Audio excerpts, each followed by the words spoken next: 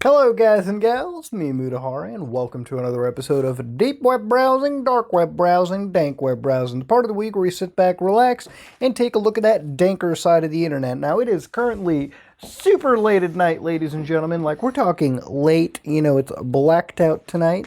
I don't know why I have to really show that, but ladies and gentlemen, tonight I am tired, I am relaxed, I'm kind of in that fine line of douchey state tonight. Let's sit down, relax, and browse some dank web. So here we've got, welcome, I'm the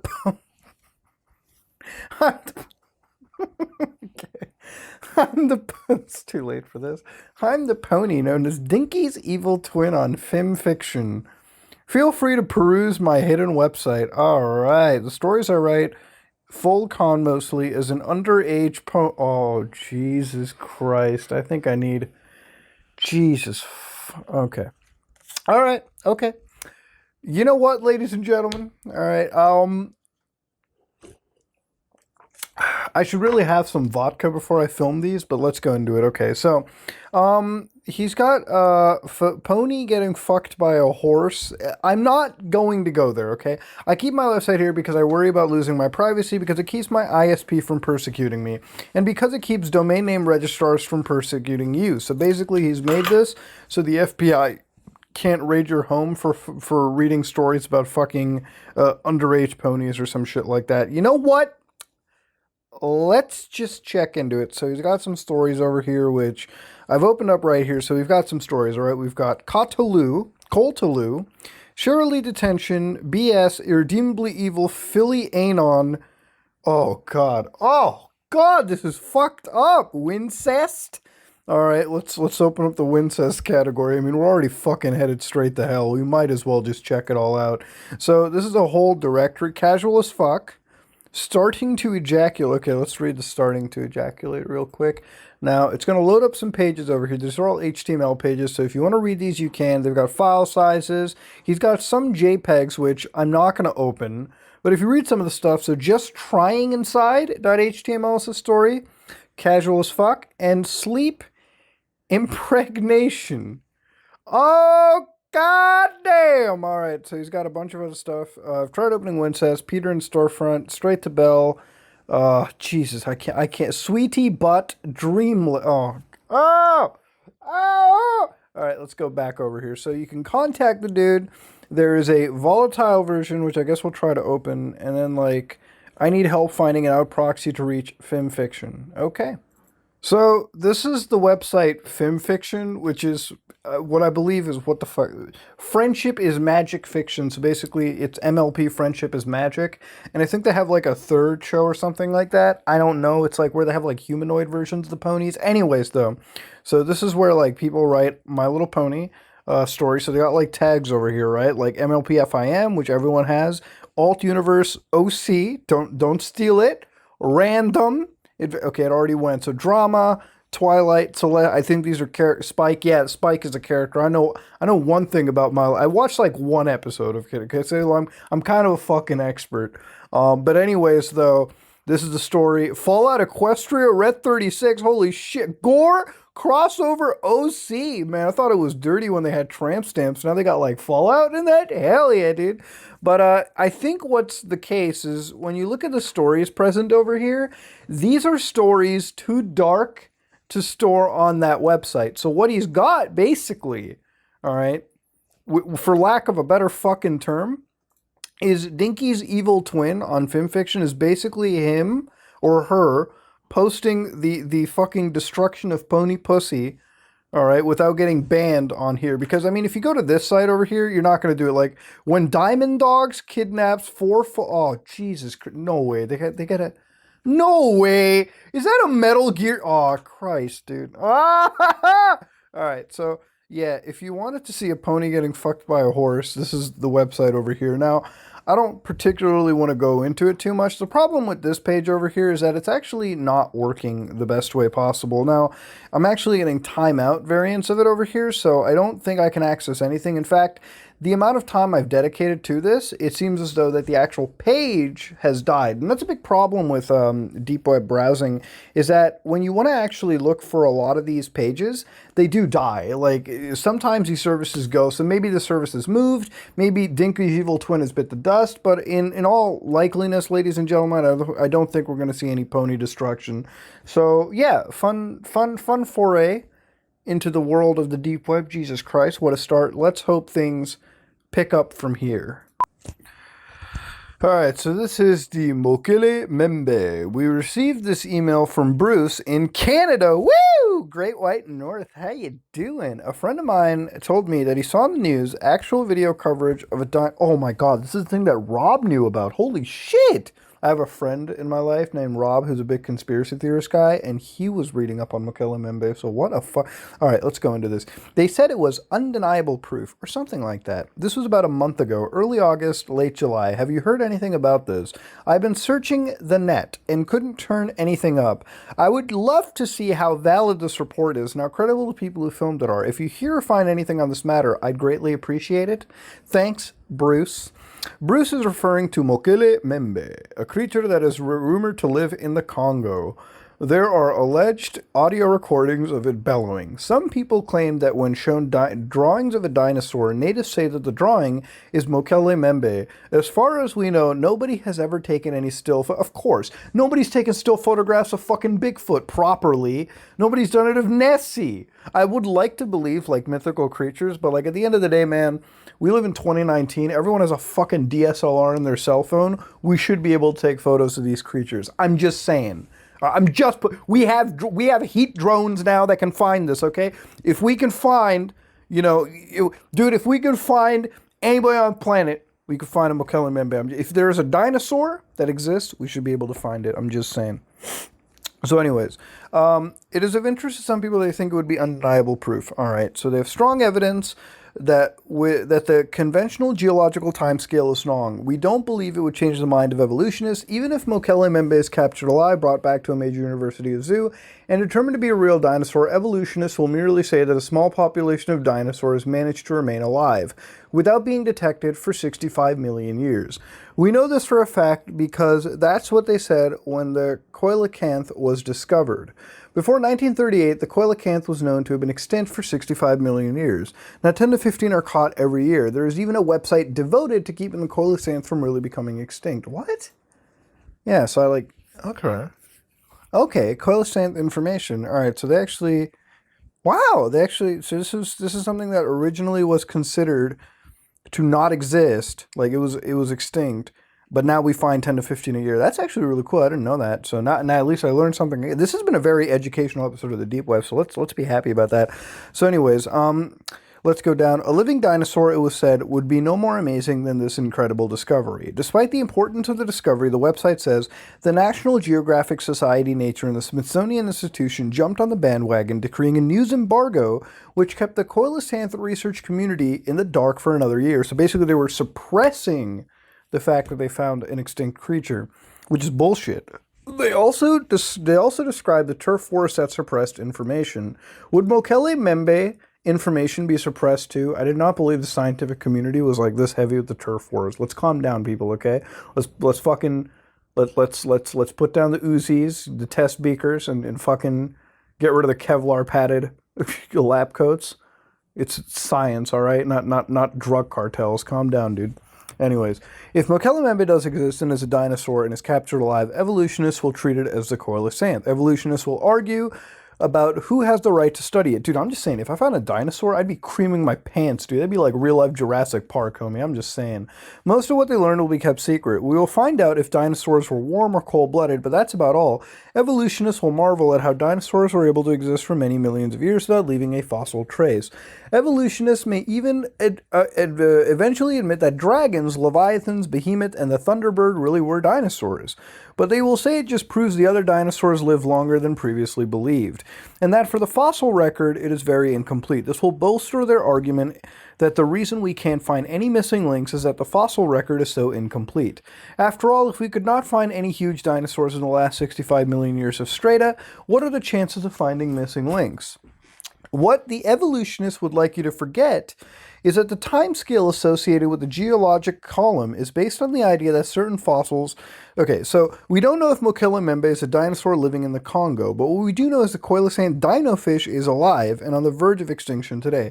So apparently, there are people that believe, and just on like audio evidence and like basic, very, very tiny evidence, because basically they've heard an audio recording of dinosaur bellowing in the Congo. They believe that the Mokele-mbembe is real.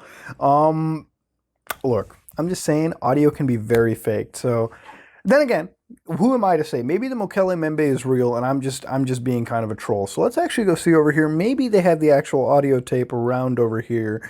Mokele-mbembe sighting from BBC Spirits of the Forest. Where's the Mokele-mbembe audio? I want to try hearing that. So this is like the actual audio tape of the Mokele-mbembe that we're about to hear. This is 36 seconds long, so let's try to listen to it.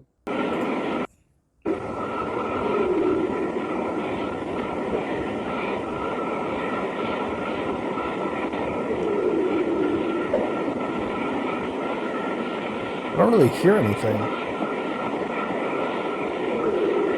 I hear like slight bits of it, but is that really rumbling?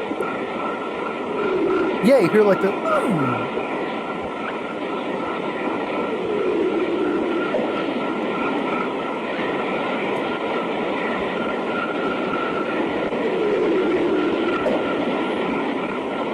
All right, so ladies and gentlemen, that was apparently the sound of the Mokele-mbembe, and apparently that was what people heard. So they heard basically some roars, and then they heard like that woo noise sound effect, which I don't know if that's exactly like the sound of a real Mokele-mbembe by any chance, but I'm gonna say on a limb, just on a limb, that it's not. I don't know that audio tape. It definitely sounds like it has a hint of edit to it, and even if it doesn't, it could be any animal out there. It doesn't have to be the Mokele-mbembe. Like, I think in order to believe a sound recording, one must see actual video proof. Like, dude, it could be taken in the jungle. You know, if you ever go to like a rainforest and like hear anything, it's a big. It's just a combination of multiple things. It's not definitive proof enough to be Mokele-mbembe by any situation. So that's apparently what people consider to be real. Like that's all a real like animal. Like that's the real Mokele-mbembe out there. And I gotta say, I don't buy it. I really don't. Like, look, at the end of the day, man, I'm all for conspiracy theories and stuff. And here's the thing. You know, there's so much of Earth that we as human beings haven't experienced. Like, I think at this point we probably know more about space than we know just about the deepest trenches of the ocean. But I will say, you know, could dinosaurs like the Mokele-mbembe exist? Yeah, they most certainly can. I don't think we have a complete map out of all the land on the earth, especially not all of the Congo. So maybe this exists, maybe it is out there, but I think with the technology that we have now that's so readily accessible to the consumer market, we're not even talking about like military grade stuff, we're talking like stuff that you and me can buy. I would think that if this was to exist, the community that is so passionate for the Mokele-mbembe would actually find it. Now, whether the scientific community would sort of suppress this, I don't want to believe it. I think with science, if somebody has proof of something, they will definitely release it. It'll definitely come out. We live in such an interconnected, and in a way, using Tor, we have such openness on the internet in a way that if this was to exist, I feel like I would find definitive proof on Mokele-mbembe on the deep web at the very, very least. But that being said, ladies and gentlemen, maybe it's real, maybe it isn't. But what I do know is there is one more website for us to check out. So let's just back out and go there. Perverted Penguins. Ooh, we got some slutty penguins today. Where's my fucking mind, dude? What is this week? We've got slut penguins. All right, so this is the site of a young male Adelie penguin attempting to have sex with a I mean, dude, why? Why tonight? God damn. All right, so they had sex with a dead penguin female that particularly unnerved George Murray Levick, a scientist with the 1910-13 Scott Antarctic expedition. Oh man, that must have been most unorthodox to watch, right? No such reservation observations ever been recorded before, but as far as he knew, and Levick, a typical Edwardian Englishman, was horrified. Blizzards and freezing colds were one thing, penguin perversion was another. Yeah, dude, imagine going to like an island or something to like spot rare penguins and then just seeing them commit necrophilia. Like, that's gotta be, that's, dude, that has to be a sight. Like, that has to just, what does your mind do? Worse was to come, however. Levick spent the Antarctic summer observing the colony of the Adelies at Cape Adare, making him the only scientist to this day to have studied an entire breeding cycle there. Oh man, if they're already fucking the dead, imagine. He witnessed males having sex with other males and also with dead females. So, I mean, on one hand, you've got gay penguins getting it on, right? Which is pretty normal. Like, what is the statistic? Like 90% of giraffes, like, you know, suck each other off. Like, they're gay giraffes. But then you've got, like, necro penguins. It's like what a fucking spectrum of everything, right? Like, you've got totally normal gay penguins on the other side, and then you've got, like, holy shit, is that chick breathe? Dude, that's a hot penguin girl right there, man. We might as well gangbang that. Pulse optional, by the way, boys. Like, Jesus Christ, what is this? And then, like, he also saw them sexually coerce females and chicks and occasionally killed. Jesus Christ. Levick blamed this astonishing depravity on hooligan males and wrote down his observations in Greek so that only an educated gentleman would understand the horrors he had witnessed.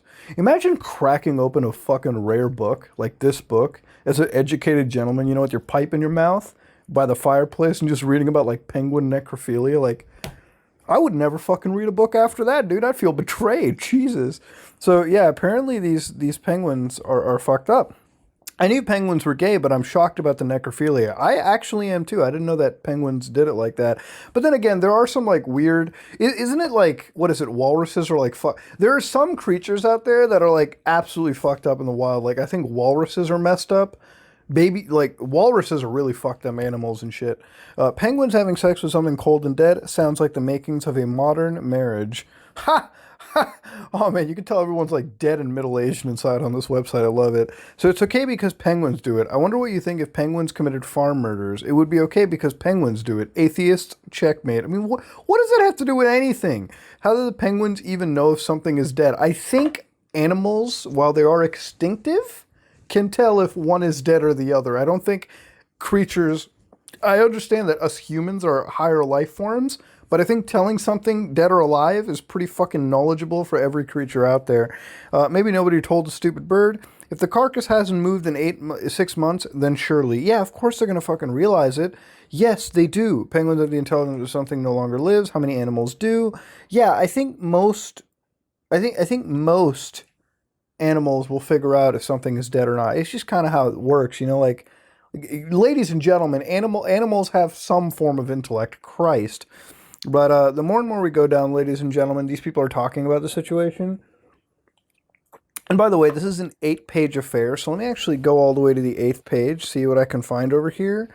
Articles, government schools should teach... Okay, so now they're getting political, but I kind of want to read it. So what is it? The Adelie Penguins, right? So let me try to see this. So this is what them little fuckers look like. These Adelie penguins, like, they are actually scary looking. This is some freaky looking shit. Like, I think penguins are cute, but these ones, dude, you can watch as much Happy Feet as you want, but them motherfuckers still be crazy. So, like, I wonder if they have anything over here. So reproduction. Did they ever talk about it? Young Adelie penguins have no experience in social interaction, may react to false cues when the penguins gather to breed. This, for instance, may attempt to mate with other males, with young chicks, or with dead females. Oh! So because they have no social interaction skills... What the fuck? Wait, because they basically lack social understanding, they're gonna fuck the dead? What? Dude, what is this? That's actually confirmed. Jesus Christ. I thought people were just like... See, I have to Snopes a lot of thing in my life. This is weird. I have to, like, Snopes everything in my life. Like, I just don't understand it. Jesus Christ. There's an article for prostitution amongst animals? No fucking way. No fucking way! No fucking way! Penguins prostitute out other penguins? No way! The prostitutes have sex with unattached males and take a pebble from the male's nest after having sex. He even pays the penguin hooker after sex? Dude, penguins are wild. What the hell? We just discovered necrophilia, possibly some form of incest, and then a whole like prostitution system within the penguin ecosystem. Even chimpanzees do it. That's wild. I cannot believe it, ladies and gentlemen. I thought us as higher life forms developed such great advances to life as prostitution, but here penguins are outclassed. Dude, penguins really are smart. My lord. They're fucked up and smart. Jesus Christ. Okay, you know what? Why? This is not, ladies and gentlemen, even if you hate me, you learned something today. You learned how fucked up a creature was in our planet. That being said, let's back out and fucking go somewhere hopefully normal. Jesus Christ. And ladies and gentlemen, we've got the world of cookbooks on the internet. Now, working across cookbooks on the internet, ladies and gentlemen, I sometimes wonder why the fuck this has to be on the deep web to begin with. But ladies and gentlemen, we have somebody coming across with a recipe book for us to check on the internet. So, ladies and gentlemen, might I remind you, when I first came across this, I thought this might actually just be, you know, like drugs or like how to make methamphetamines conveniently hidden within web pages. But then I opened the carrot and cumin bean burgers, and it comes with a photo and everything. So yeah, this is actually a goddamn cookbook. I've been experimenting with making meals without meat in them. I've actually been doing the same too myself.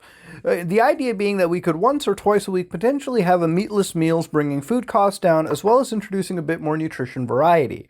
This is a slightly amended version of Jack Monroe's carrot, cumin, and kidney bean burgers. This isn't a joke. Like it's actually a legitimate fucking cookbook for the internet. Dude, we came across Pony Pussy and cookbooks. What is this fucking week, ladies and gentlemen? Jesus Christ. So it takes 10 minutes to prep, 20 minutes to cook, total 30 minutes. Oh, I think I can add. All right, thank you. Main categories. Okay, so 1 small onion, 1 large carrot, 1 tin kidney beans, 1 teaspoon ground black pepper, 1 teaspoon ground cumin, 1 teaspoon flour. All right, dude. Cooking oil. Okay, so he's got like 29 instructions for how to make this. I'm kind of, it's almost like, fuck, what is that thing? What is that package you can order? Shit, it's on the top of my head. Blue Apron, yeah. It's almost like the Blue Apron of the deep web where like you just go to and get like recipes or something, you know, without the whole ordering the box, right? Here's got double chocolate raspberry brownies. Ah, man, I like chocolate. I just fucking hate raspberries, dude. Oh, God, I hate the texture. It's so burnt. But here he's got, like, how to cook it. So 15 minutes and 30 minutes, but 45 minutes total. Okay, I'm going to lose my mind because I just can't handle basic mental math like that being just, it's just so sad. But let's go over here. So he's got, like, a bunch of stuff like lazy, dirty fries. Dirty fries are awesome. If you're doing it properly, you'll want to be slicing potatoes, lightly frying them into chips, and then using those. But that takes more effort. So what are these dirty fries again? Like he's got like photos and everything too. And oh shit, I've never had dirty fries. What, you just put everything in a bowl and called it a day? All right, it'll work. Oven fried onions. You mean put the fucking onion? Dude, what is this? Put the onion in the oven and light it up? Now, come on, all right? Look, I might be fucking stupid, but I ain't that stupid. Preparing 2 minutes? Takes you 2 minutes to get an onion ready, dude? Come on now. Well, you gotta cut it up. I read the instructions. 14 minutes to cook, dude. Come on, that's just condescending. Now, he's got Korean egg bread as a snack. Homemade pasties? Pasties. Spinach, bacon, and cheese quiche. Triple heart what's the triple heart bypass? Oh shit. Not exactly healthy, but very, very tasty. Well deserving of its name, though. So try not to eat too many. If a boy's gonna die anyways, all right, might as well die in style, right? So you got 2 rashers bacon, which I think that's like the European, like, what is rashers bacon? Isn't it like Canadian bacon, basically? 2 eggs, 2 sausages, 2 slices bread, deralia, butter margarine, and ketchup brown sauce. Set aside 1 slice of bread for later.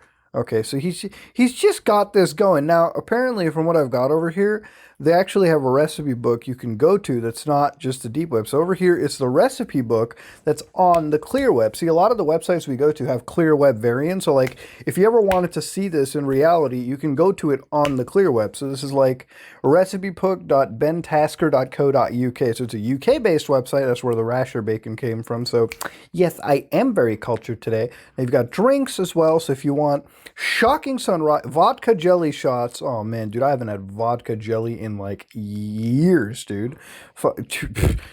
God damn. All right, so vodka jelly shots. If you've never had one, you're kind of missing out. Chili vodka. What the fuck?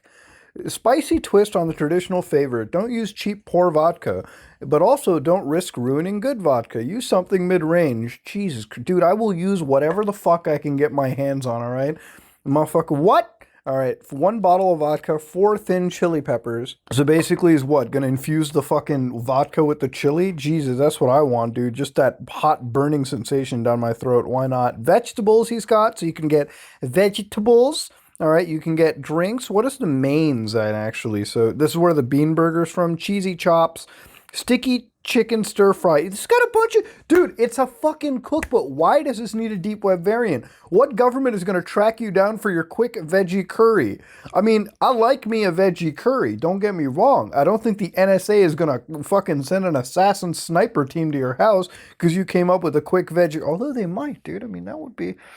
Jesus Christ, now you think about it? I mean, anything is possible, right? God damn. Maybe this is just a euphemism on how to make methamphetamines. I'm not sure, but all I'm seeing is some good old cottage pie. And I like me a good old cottage pie, ladies and gentlemen. I like me that steak and kidney pie. So I might be down to get more into it. It's a cookbook on the internet, on the fucking deep web. Just let that sink into your head. That being said, let's back out, go somewhere else. So this is something called privacytools.io. You are being watched. Private and state-sponsored organizations are monitoring and recording your online activities. Privacytools.io provides services, tools, and knowledge. This shit is important. Okay, let me just start off this real quickly. Now, I believe at this point, because of just, if you use Tor for any instance, right? You will 100% be tracked by your NSA agency or any likewise agency out there. Solely for the reason that if you are a Tor-curious individual, they will track you. They will target and survey and aim their surveillance towards you. Because once you start breaking out of the norms, global mass surveillance systems will watch you, for sure. And it's kind of the world we live in, unfortunately. You know, there's this book called 1984. You might have heard of it. If you haven't, I would recommend you get your hands on it, read it. Because it is a very good explanation. It is a very good descriptor of the world we live in right now. If you ever played a game known as Metal Gear Solid 2, play it. That game gives you an accurate representation of the world we live in. We live in an age of mass surveillance. And one of the big reasons for deep web browsing that I love so much is it brings people to Tor, which is a place that we can stay in anonymity, which is important. I myself don't have anything to hide, but I also don't like somebody sitting in my room and listening to every word I say. I like privacy. And let's get further into it. So here they talk about providers, web browsers. So let's learn more. Let's learn on providers. Let's even learn on software as well. So privacy. Over the last 16 months, as I've debated this issue around the world, every single time somebody has said to me, I don't really worry about invasions of privacy because I don't have anything to hide. I always say the same thing to them. Get out a pen, write down my email address. I say, here's my email address. What I want you to do when you get home is email me the passwords to all of your email accounts, not just the nice, respectable work in one name, but all of them, because I want to be able to just troll through what it is you're doing online. No one has taken them up on that offer, which is very true. And it's funny to me because I have close friends and family who buy shit like Amazon Alexas and Google Homes.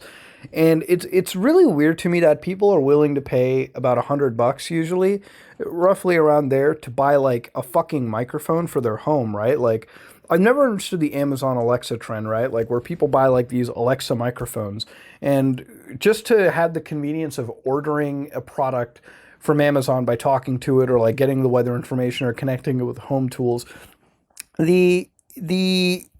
The concept of having a fucking microphone listening to everything you're saying, because it is listening to everything you're saying, all of your microphones are listening to everything you're saying, is really fucking creepy to me.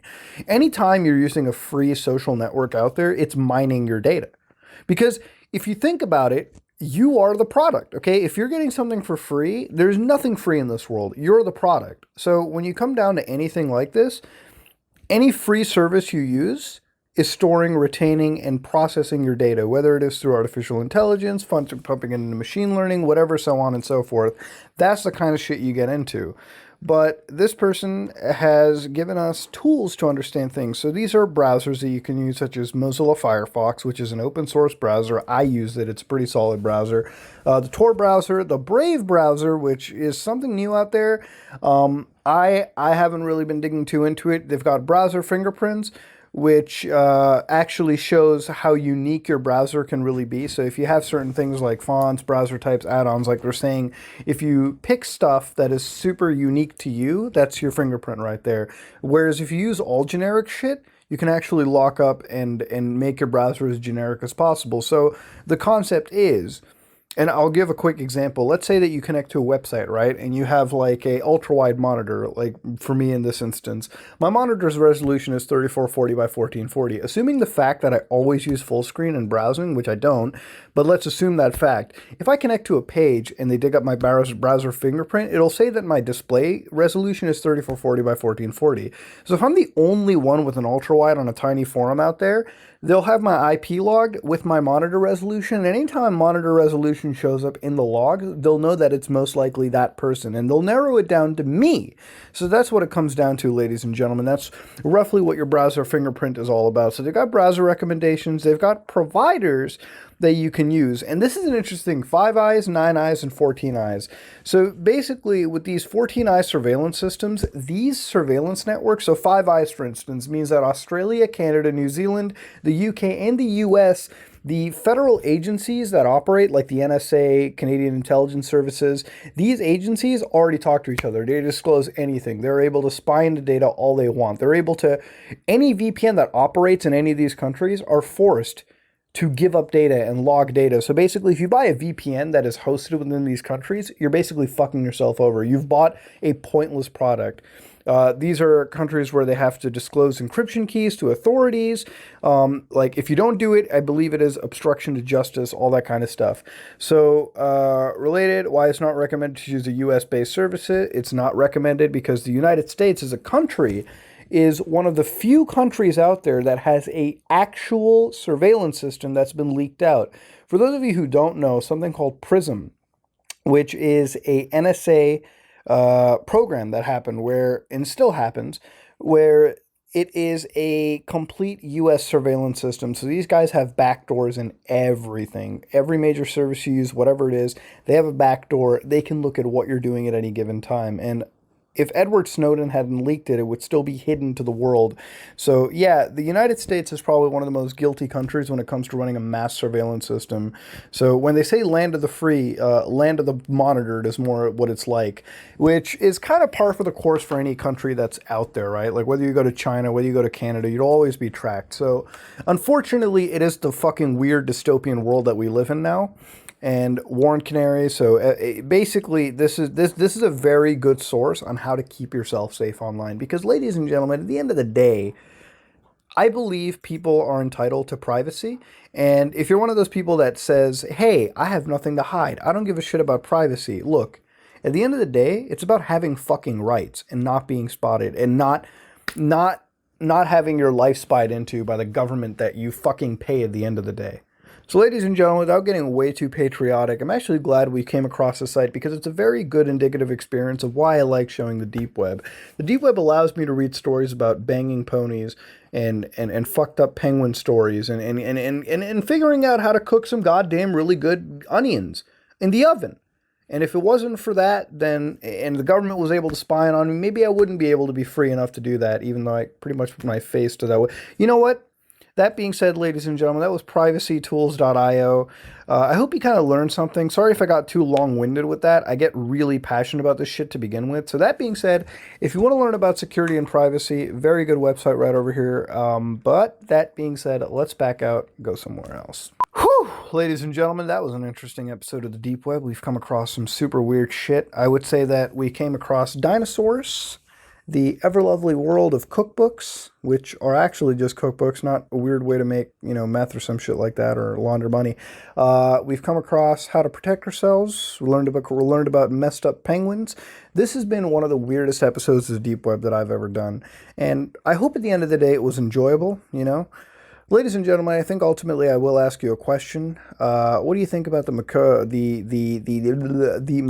Membe dinosaur? If it's real, Please let me know in the comments below. If you think it's BS, please let me know in the comments below. For some reason, I can't get that reptile out of my head. Ladies and gentlemen, if you like what you saw, please like, comment, and subscribe. Just like if you dislike it. I desperately need sleep. So, that being said, enjoy. I hope you enjoyed. This is me, Mutahar, and I am out.